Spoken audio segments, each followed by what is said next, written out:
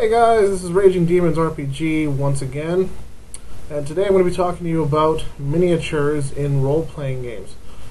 Originally this was just supposed to be a question regarding the Rifts role-playing game and whether or not miniatures are suggested for that game.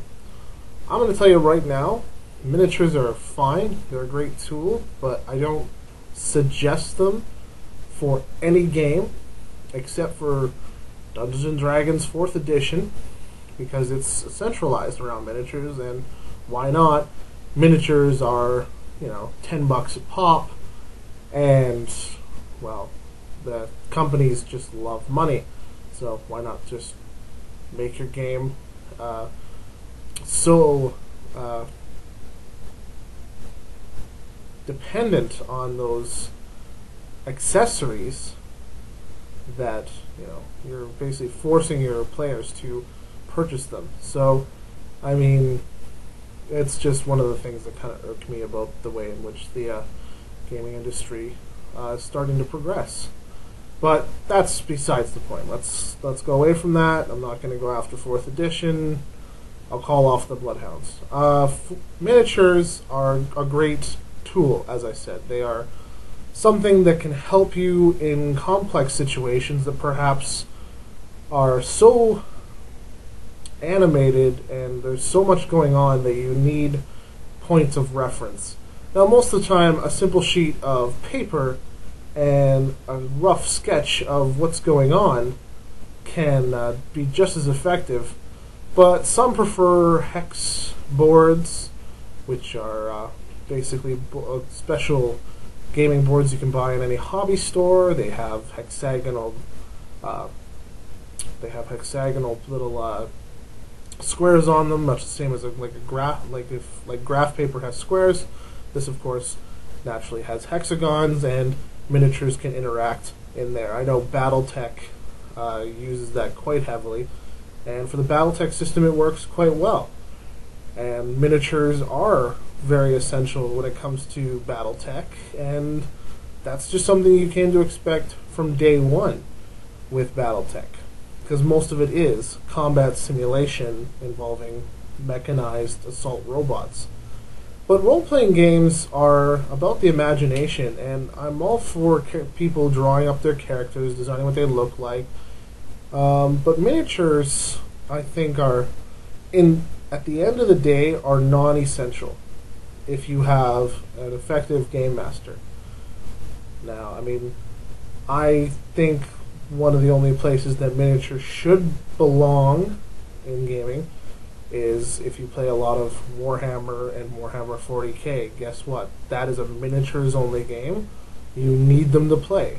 I get that, respect that, it's where it belongs. But role-playing games are, you step a little bit further outside the experience when you have these tactile elements sitting in front of you.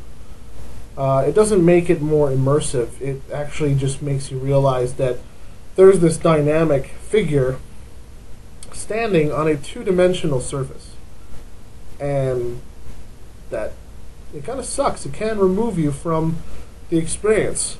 Now, if you're a game master, and like I said, there's a lot of things going on, good to keep track. Some people use miniatures. Others, I've known guys just to use dice as stand-ins for characters and their opponents. So, I mean, like I said, they're not really essential. You have other ways of tracking and doing tactical type gameplay, which is what 4th edition is centralized around. But don't go out in there and buy miniatures just for the sake of buying miniatures. Have a reason to have them at your table. Don't just kind of buy into the corporate hype, because a lot of these people that are designing, at least on the marketing side of these games, that say you must have miniatures, are not the creators of the miniatures or the games themselves. These are marketing gurus. These are guys that want your money. So gaming books themselves are expensive enough as is. Just be careful where you're spending your money, beyond that. I mean, I even recommend, if you're on a tight budget, maybe forego the hardcover. Maybe go PDF for even your book choices. So I mean, gaming is fun and all, but there's no sense in breaking the bank. There's no sense in going hungry, just because well, the only way I'm going to be able to have a beholder in my game is if I get a beholder miniature that they just released. No, that seems stupid, and and if you think that's not stupid, you probably should give your head a shake, and maybe some of that money you keep throwing around will come falling out. But anyway, all right. That's my take on it. Take it or leave it. If you like it, great. If you don't, well, it's called an opinion. You're allowed to disagree with me. It's the way this thing works.